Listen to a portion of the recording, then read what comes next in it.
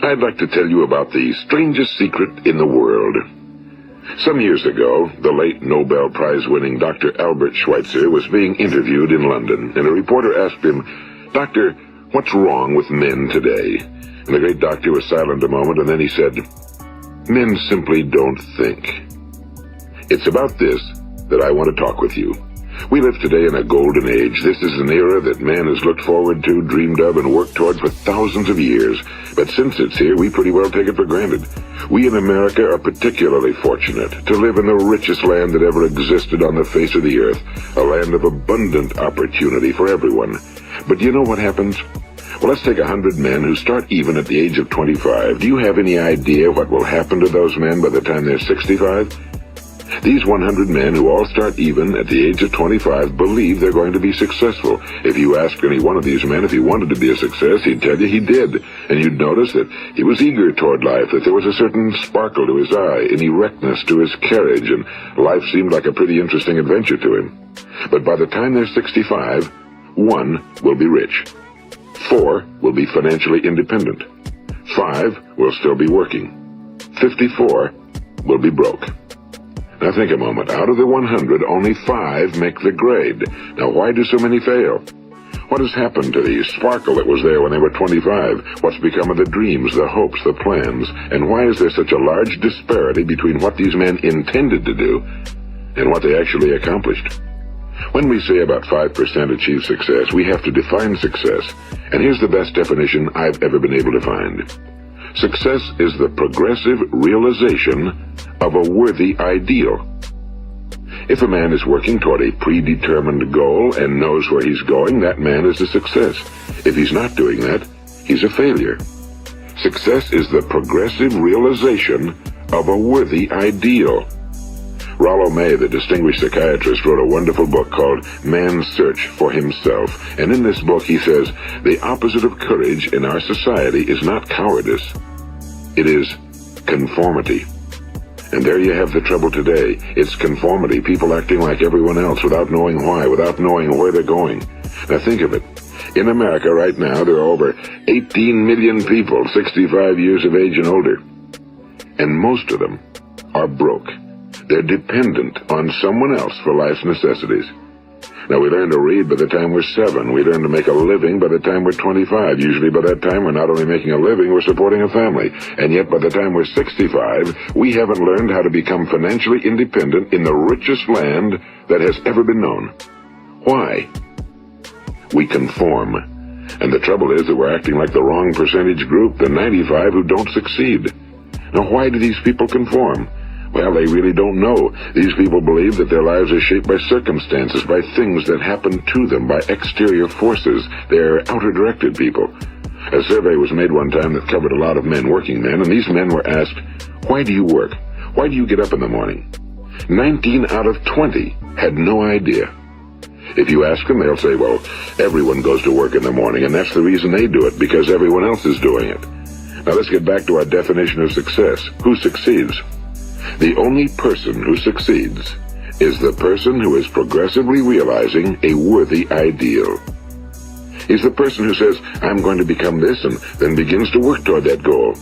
I'll tell you who the successful people are. A success is the school teacher who's teaching school because that's what he or she wants to do. The success is the woman who's a wife and mother because she wanted to become a wife and mother and is doing a good job of it. The success is the man who runs the corner gas station because that was his dream. That's what he wanted to do. The success is the successful salesman who wants to become a top-notch salesman and grow and build with his organization. A success is anyone who is doing deliberately a predetermined job because that's what he decided to do deliberately. But only 1 out of 20 does that. That's why today there isn't really any competition unless we make it for ourselves. Instead of competing, all we have to do is create. You know, for 20 years, I looked for the key which would determine what would happen to a human being. Was there a key I wanted to know which would make the future a promise that we could foretell to a large extent? Was there a key that would guarantee a person's becoming successful if he only knew about it and knew how to use it? Well, there is such a key, and I've found it. Have you ever wondered why so many men work so hard and honestly without ever achieving anything in particular, and others don't seem to work hard and yet seem to get everything? They seem to have the magic touch. You've heard them say that about someone. Everything he touches turns to gold. And have you ever noticed that a man who becomes successful tends to continue to become successful? And on the other hand, have you noticed how a man who's a failure tends to continue to fail? Well, it's because of goals. Some of us have goals, some don't. People with goals succeed because they know where they're going. It's that simple. Think of a ship leaving a harbor, and think of it with the complete voyage mapped out and planned. The captain and crew know exactly where it's going and how long it'll take. It has a definite goal. Now, 9,999 times out of 10,000, it will get to where it started out to get. Now let's take another ship, just like the first, only let's not put a crew on it or a captain at the helm. Let's give it no aiming point, no goal, no destination. We just start the engines and let it go. I think you'll agree with me that if it gets out of the harbor at all, it will either sink or wind up on some deserted beach, a derelict. It can't go anyplace because it has no destination and no guidance, and it's the same with a human being. Take the salesman, for example. There's no other person in the world today with the future of a good salesman. Selling is the world's highest paid profession, if we're good at it, and if we know where we're going. Every company needs top-notch salesmen, and they reward those men. The sky's the limit for them. But how many can you find? Someone once said the human race is fixed, not to prevent the strong from winning, but to prevent the weak from losing. The American economy today can be likened to a convoy in time of war. The entire economy is slowed down to protect its weakest link, just as the convoy had to go at the speed that would permit its slowest vessel to remain in formation.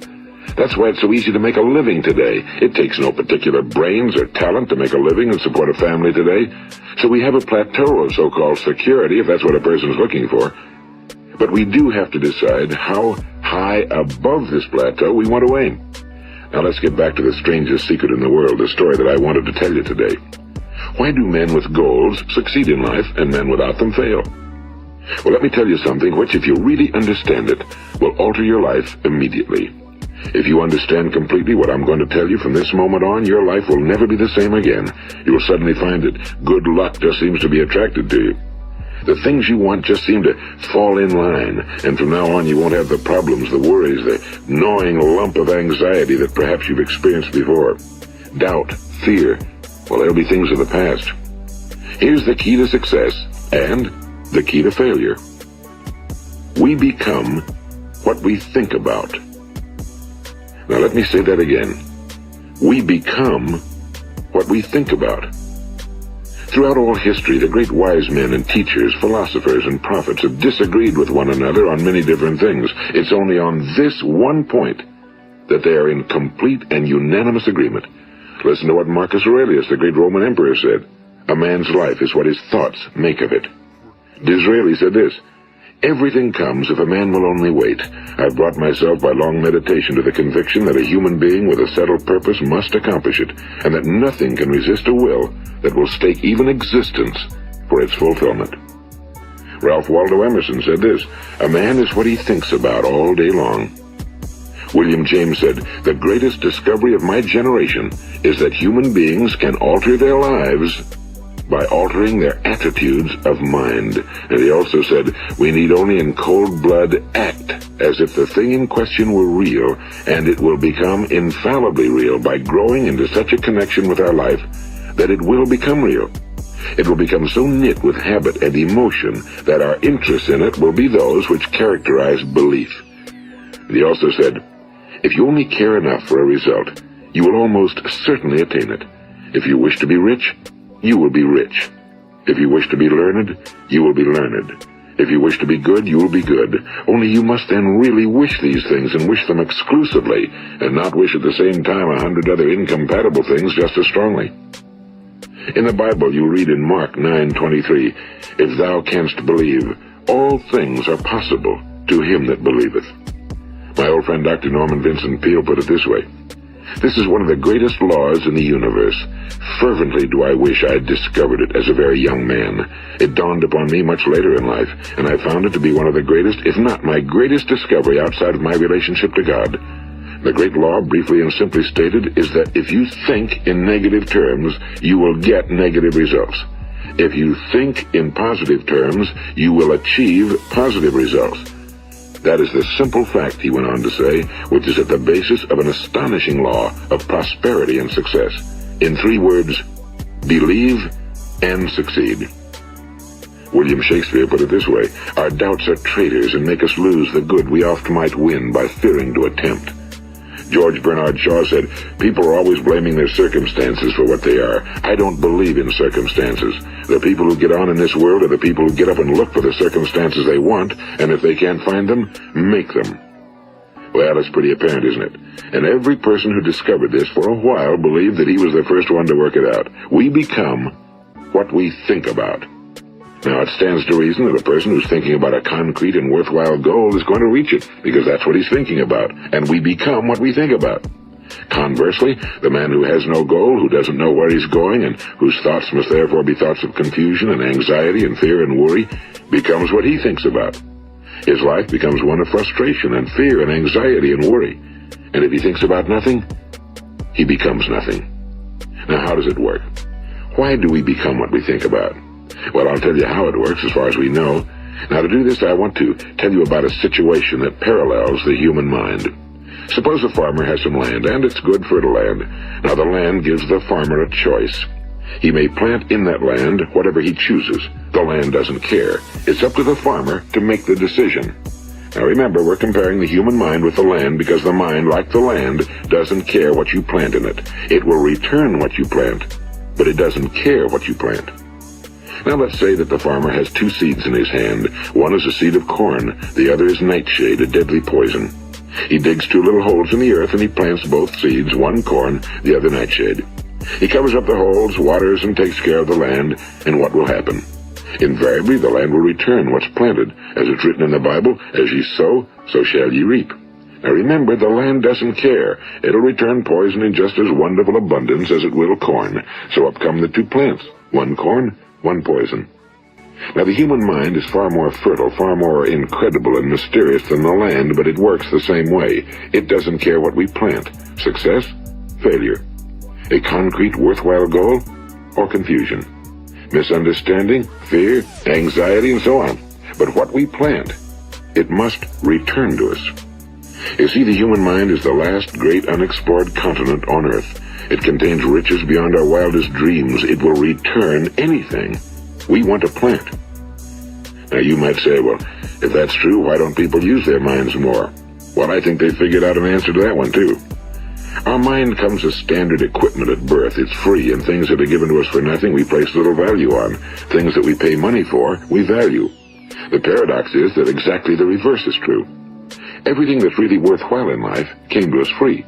Our minds, our souls, our bodies, our hopes, our dreams, our ambitions, our intelligence, our love of family and children and friends and country, all these priceless possessions are free. But the things that cost us money are actually very cheap and can be replaced at any time. A good man can be completely wiped out and make another fortune. He can do that several times. Even if our home burns down, we can rebuild it. But the things we got for nothing, we can never replace. The human mind isn't used because we take it for granted. Familiarity breeds contempt. It can do any kind of job we assign to it, but generally speaking, we use it for little jobs instead of big, important ones. Universities have proved that most of us are operating on about 10% or less of our abilities. So decide now, what is it you want? Plant your goal in your mind. It's the most important decision you ever make in your entire life. What is it you want? Do you want to be an outstanding salesman? A better worker at your particular job? Do you want to go places in your company? In your community? Do you want to get rich? All you've got to do is plant that seed in your mind, care for it, work steadily toward your goal, and it will become a reality. It not only will, there's no way that it cannot. You see, that's a law, like the laws of Sir Isaac Newton, the laws of gravity. If you get on top of a building and jump off, you'll always go down. You'll never go up, and it's the same with all the other laws of nature. They always work. They're inflexible.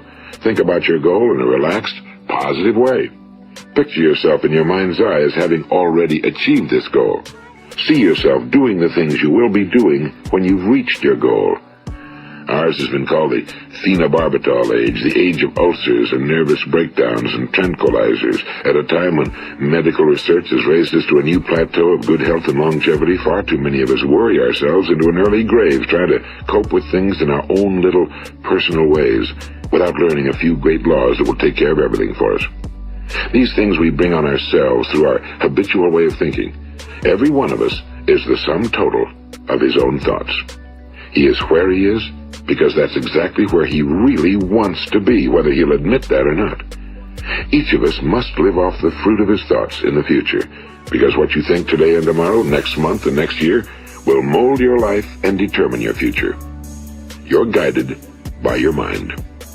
I remember one time I was driving through eastern Arizona and I saw one of those giant earth-moving machines roaring along the road at about 35 miles an hour with what looked like 30 tons of dirt in it. A tremendous, incredible machine.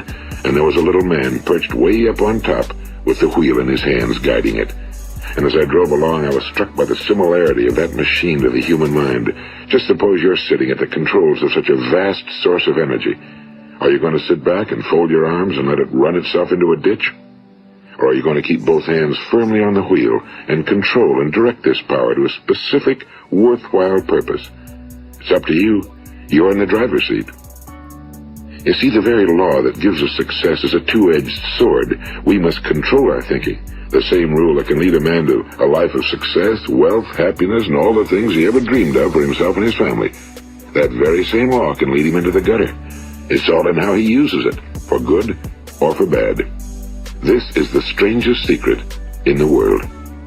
Now, why do I say it's strange, and why do I call it a secret? Actually, it isn't a secret at all. It was first promulgated by some of the earliest wise men, and it appears again and again throughout the Bible, but very few people have learned it, understand it. That's why it's strange, and why for some equally strange reason it virtually remains a secret. I believe that you could go out and walk down the main street of your town and ask one man after another what the secret of success is, and you probably wouldn't run into one man in a month who could tell you. Now, this information is enormously valuable to us if we really understand it and apply it. It's valuable to us not only for our own lives, but the lives of those around us, our families, employees, associates, and friends. Life should be an exciting adventure. It should never be a bore. A man should live fully, be alive. He should be glad to get out of bed in the morning. He should be doing a job he likes to do because he does it well. One time I heard Grove Patterson, the great late editor-in-chief of the Toledo Daily Blade, make a speech, and as he concluded his speech, he said something I've never forgotten. He said, "My years in the newspaper business have convinced me of several things. Among them, that people are basically good, and that we came from someplace, and we're going someplace. So we should make our time here an exciting adventure.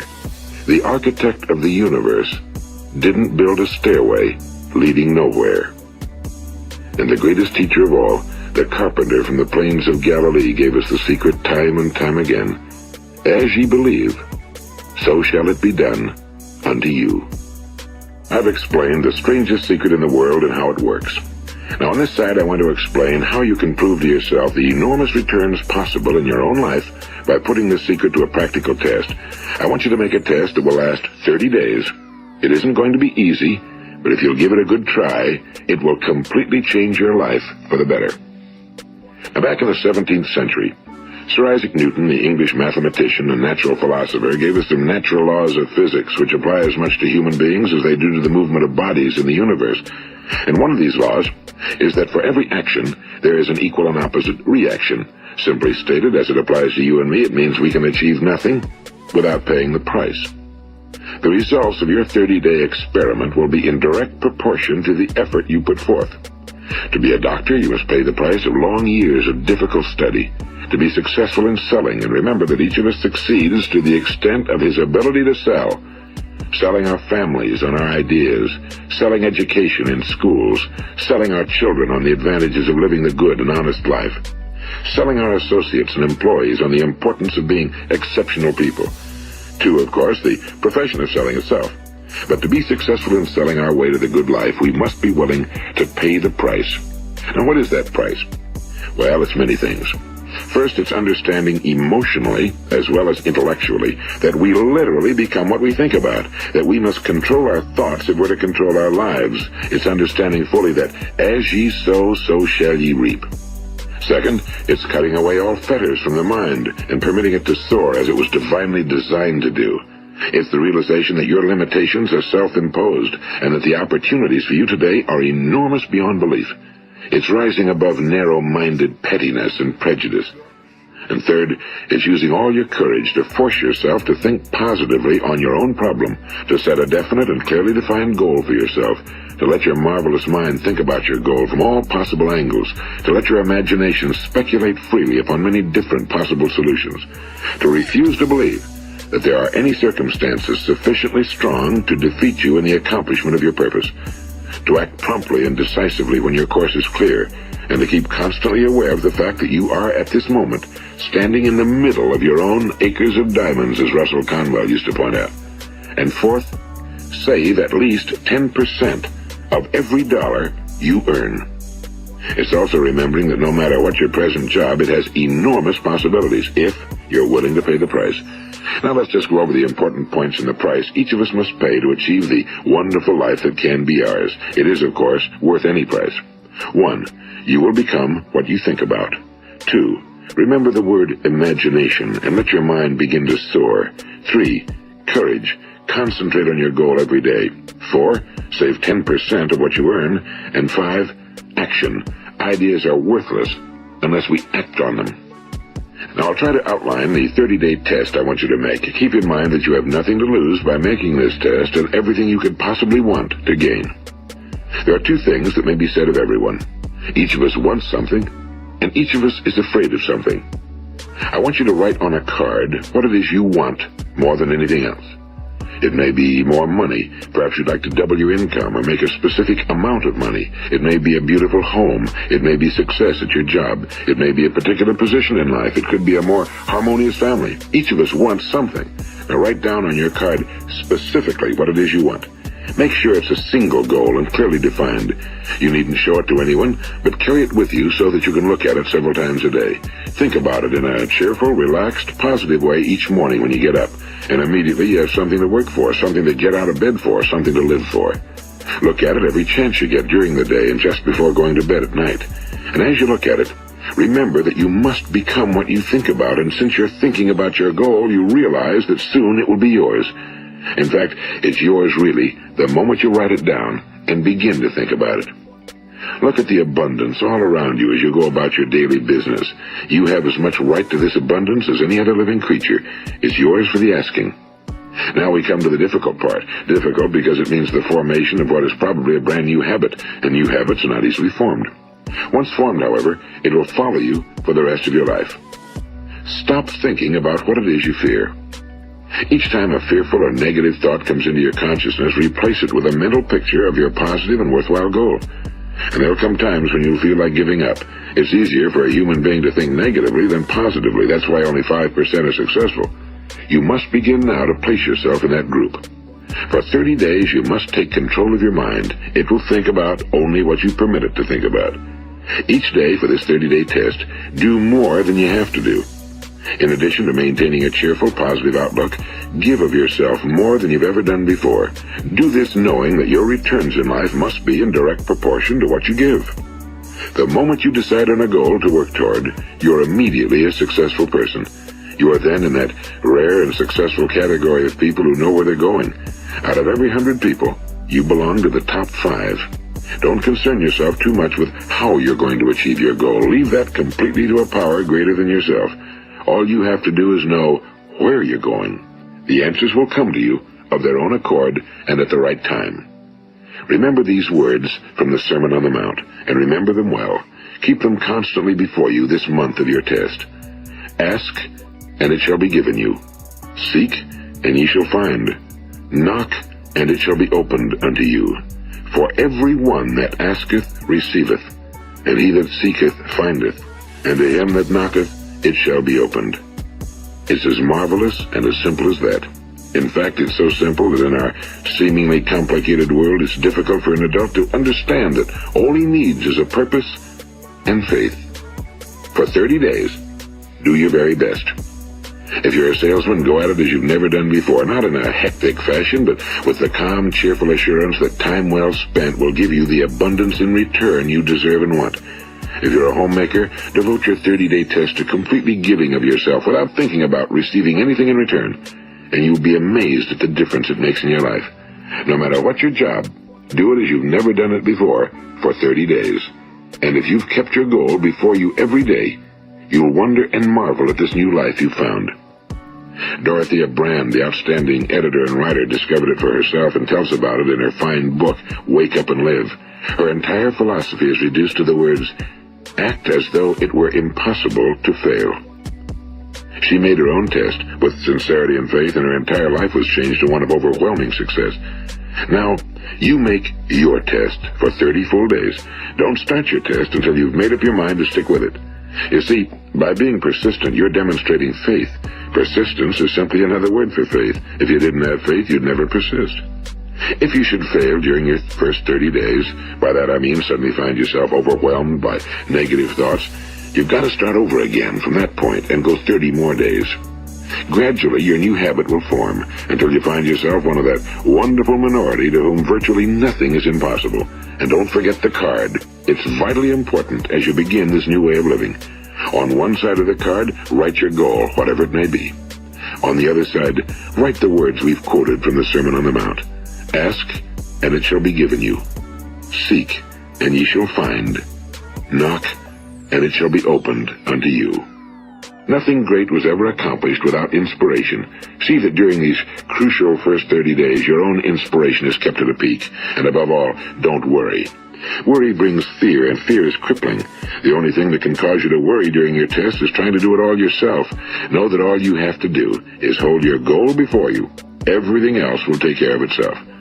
Remember also to keep calm and cheerful. Don't let petty things annoy you and get you off course. Now, since making this test is difficult, some will say, why should I bother? Well, look at the alternative. No one wants to be a failure. No one really wants to be a mediocre individual. No one wants a life constantly filled with worry and fear and frustration. Therefore, remember that you must reap that which you sow. If you sow negative thoughts, your life will be filled with negative things. If you sow positive thoughts, your life will be cheerful, successful, and positive. Now, gradually, you will have a tendency to forget what you've heard on this recording. Play it often.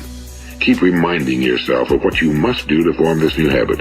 Gather your whole family around at regular intervals and listen to what's been said here. You know, most men will tell you that they want to make money without understanding the law. The only people who make money work in a mint. The rest of us must earn money.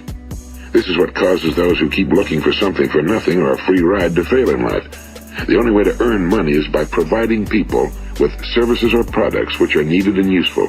We exchange our time and our product or service for the other man's money. Therefore, the law is that our financial return will be in direct proportion to our service. Now, success is not the result of making money. Making money is the result of success, and success is in direct proportion to our service. Most people have this law backwards. They believe that you're successful if you earn a lot of money. The truth is that you can only earn money after you're successful. It's like the story of the man who sat in front of the stove and said to it, "Give me heat, and then I'll add the wood." How many men and women do you know, or do you suppose there are today, who take the same attitude toward life? There are millions. We've got to put the fuel in before we can expect heat.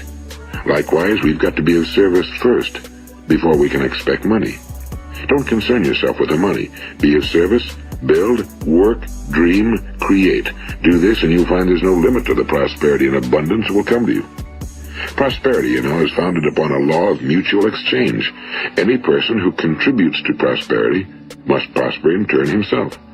Sometimes the return will not come from those you serve, but it must come to you from someplace, because that's the law.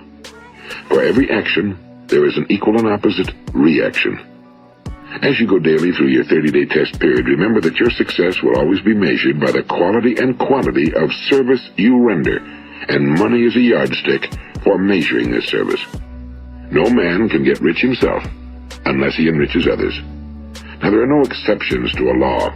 You can drive down any street in America and from your car estimate the service that's being rendered by the people living on that street. Had you ever thought of this yardstick before? It's interesting.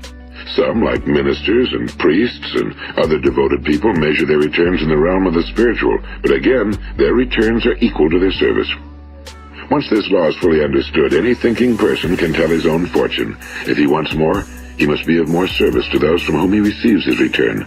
If he wants less, he has only to reduce his service. This is the price you must pay for what you want. If you believe you can enrich yourself by deluding others, you can end only by deluding yourself. It may take some time, but just as surely as you breathe, you'll get back what you put out. Don't ever make the mistake of thinking you can avert this. It's impossible. The prisons and the streets where the lonely walk are filled with people who tried to make new laws just for themselves. We may avoid the laws of man for a while, but there are greater laws that cannot be broken. An outstanding medical doctor recently pointed out 6 steps that will help you realize success. 1. Set yourself a definite goal. 2. Quit running yourself down. 3. Stop thinking of all the reasons why you cannot be successful and instead think of all the reasons why you can. 4. Trace your attitudes back through your childhood and try to discover where you first got the idea you couldn't be successful, if that's the way you've been thinking. 5. Change the image you have of yourself by writing out a description of the person you would like to be. And 6. Act the part of the successful person you have decided to become. The doctor who wrote those words is a noted West Coast psychiatrist, Dr. David Harold Fink. Do what the experts since the dawn of recorded history have told you you must do. Pay the price by becoming the person you want to become. It's not nearly as difficult as living unsuccessfully. Make your 30-day test, then repeat it again, and each time it will become more a part of you until you'll wonder how you could ever have lived any other way. Live this new way and the floodgates of abundance will open and pour over you more riches than you may have dreamed existed. Money? Yes, lots of it. But what's more important, you'll have peace.